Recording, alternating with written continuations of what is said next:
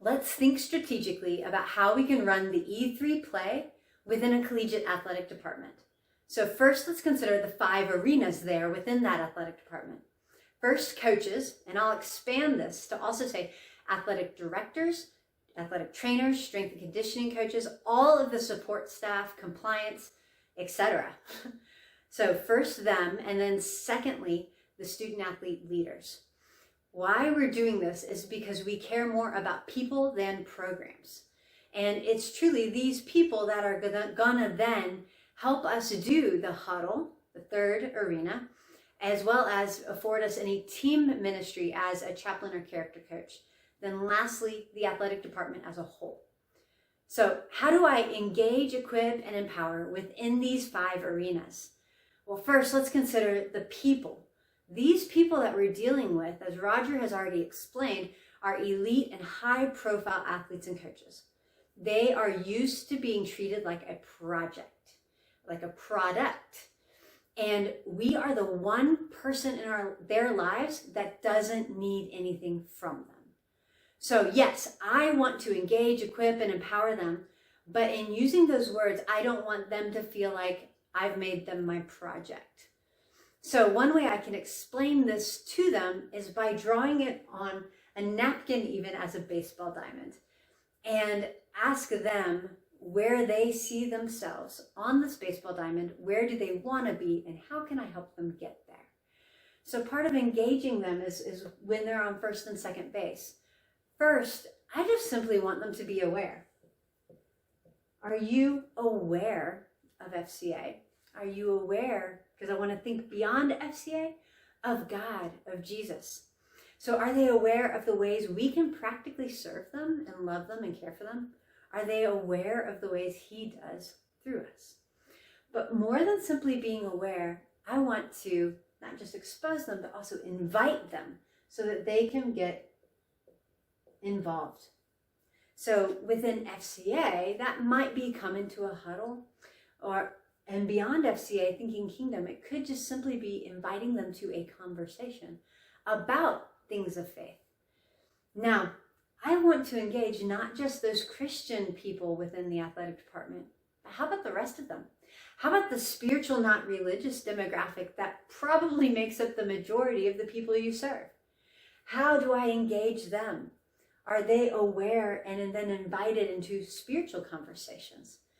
Concepts like hope, fear, injury, performance, identity as an athlete or beyond that, these are spiritual conversations. So much, if I can get to conversations of the heart level, I'm engaging everybody in that athletic department. I want to move beyond that to equipping. And so for them, what does that mean? That means I'm going to challenge them to take ownership. Are they owning? Maybe within FCA, are they owning leading a huddle or being a part of a leadership team, something like that? Beyond FCA, are they owning loving God, loving others, sharing their faith outside of FCA environments as well? That's how I can equip them, intentionally disciple them so that they grow in their capacity to love God, love others, and share their faith. Beyond people who share our faith, how about the spiritual, not religious? Can I equip those people too? Yeah, to own maybe the calling that they think they have on their life. I can broker relationships for them with business people in the local community to help them grow and equip them for what they do think that there is the calling on their life.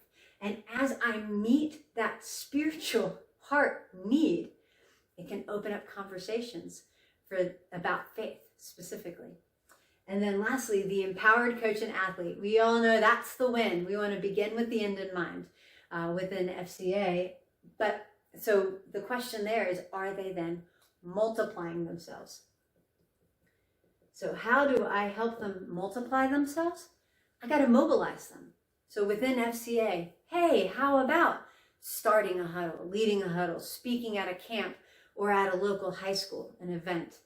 But beyond FCA again, to think kingdom. I don't just want to say, hey, come help me do my ministry. Here's the FCA environment menu. Pick your favorite. but also, what is the next step of obedience for you? What is God's calling on your life? What is the ministry he has for you to do? And then how can I help kick you out the nest? Like, let's not just talk about it, let's be about it.